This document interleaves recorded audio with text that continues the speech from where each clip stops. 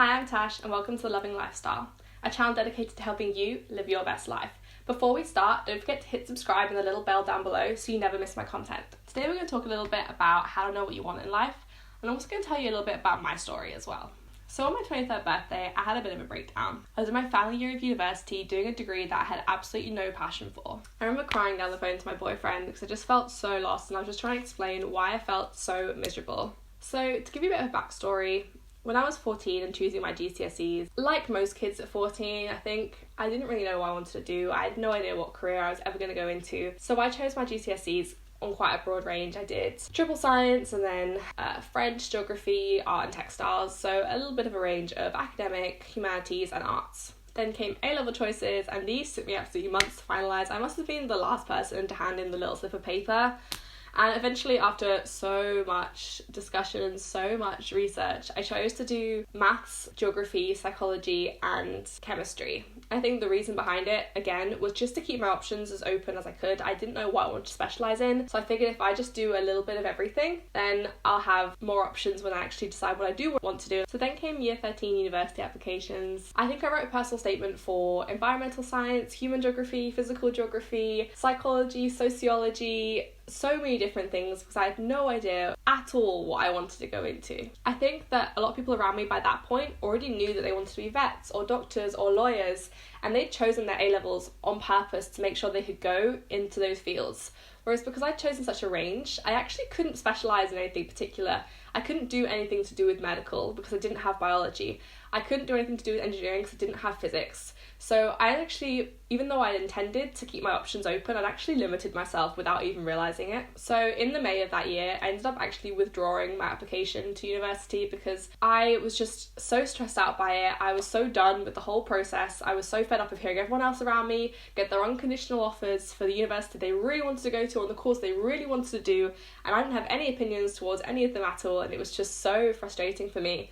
And I was trying to focus on actually passing my A-levels as well, so I withdrew the application. I think at that point I'd applied for Brighton University, which now looking back obviously I never would have gone to because it's about 7 hours away from home and you have to go through London as well, so I never would have done that, but it's the only one I applied to and I just withdrew the application. I was like, I'm done with this. So then came results day and I actually ended up getting better results than I thought I would, which was awesome, such a bonus. But I realised that if I wanted to actually capitalise on this, I needed to go to university. So I ended up applying for University of Sheffield, and even though my personal statement was for geography, I actually applied for psychology instead because it was my favourite subject at A-level. I really enjoyed it, and I figured if I was going to do anything at university, it should be something that I enjoyed at least. So 7 months into that course, I realised that I hated it. It was the Easter holidays, and I just did not want to go back at all afterwards. And I realised that even though I'd absolutely loved psychology at A-level, what I'd loved was social psychology or environmental psychology, and the psychology that we were getting taught at my uni at least was basically pretty much entirely neuroscience at this point, neuroscience and biological, which I didn't do biology, so when we were trying to learn all these things about hippocampus and amygdala and all these things that I didn't understand, I felt like I was just starting from scratch. I felt so out of my depth and I just really was not enjoying it. I actually ended up changing course instead rather than dropping out, so I went and spoke to people in the accounting department because I figured accountancy would play to my strengths. It's got numbers, which I've always been reasonably good at, organisation, which is a big thing for me, and introversion as well. Shocker, 2 years into that course, I was burnt out. I decided to take a year out and just go travelling. I'd done 3 years at uni at this point. A lot of my friends were graduating as well because a lot of courses you do actually finish in 3 years, and I just felt like I wanted to just get out of there, take a break. So I went travelling, which was awesome. I had a fantastic time and everyone said you're never going to come back, you're going to find something that you love out there. Well, that didn't happen for me, but I did have a fantastic time anyway. And I came back to university in the September. So now I'm 23, I've just returned from a year travelling.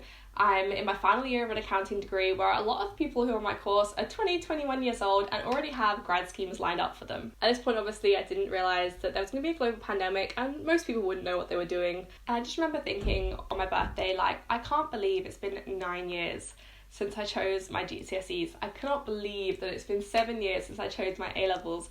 I cannot believe that it's been 5 years since I first went to university and tried to decide what on earth I wanted to do. And what I think is particularly hard is that you always have parents, teachers, tutors, friends tell you that this will help you decide what you want to do. When you choose your A-levels and you specialise in something, you'll decide that that's the subject you're passionate about. When you go to university and you find a particular module that you love, that'll be what you decide to do your master's in. You'll find your passion when you go travelling. Everyone does. Well, everyone except for me, apparently. And I think why I was so frustrated was that I couldn't understand what I was doing wrong. I'd done everything I was supposed to do. I'd chosen academic-ish subjects. I'd always got good grades. I tried desperately to find a degree that I was interested in and I was good at as well. I even went travelling to find myself, and even that didn't help. So it's only now that I've actually realised what I was doing wrong the whole time. Instead of searching for what I really enjoyed, I was trying to mould and fit myself into boxes that already existed.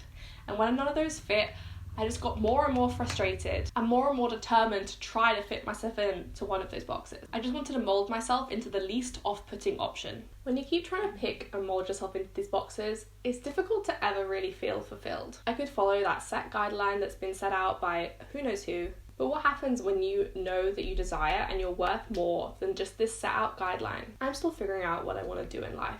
But that concept is just crazy because we're doing life every single day. I'm already doing life, and I'm not going to wait and find out what it is I really want to pursue. Because whoever said I just have to pursue one thing? Whoever said you have to find one discipline and follow it throughout your whole life? The reality of it is that our life is not just one movie plot. It's an entire series with twists and turns and new chapters starting all the time. So here's a super cheesy analogy for you. We don't have to hop on the career train in hopes of not getting left at the platform. Instead, we can treat it like an all-day ticket on the hop-on, hop-off bus of life. We can meander down some side roads, sit on the highway for a while. Maybe we take the wrong slip road and get stuck behind a tractor. Maybe we stop for coffee. Maybe we stop at a pick-your-own fruit farm. You don't have to know what you want in life because you are already doing life every single day. Life is in you.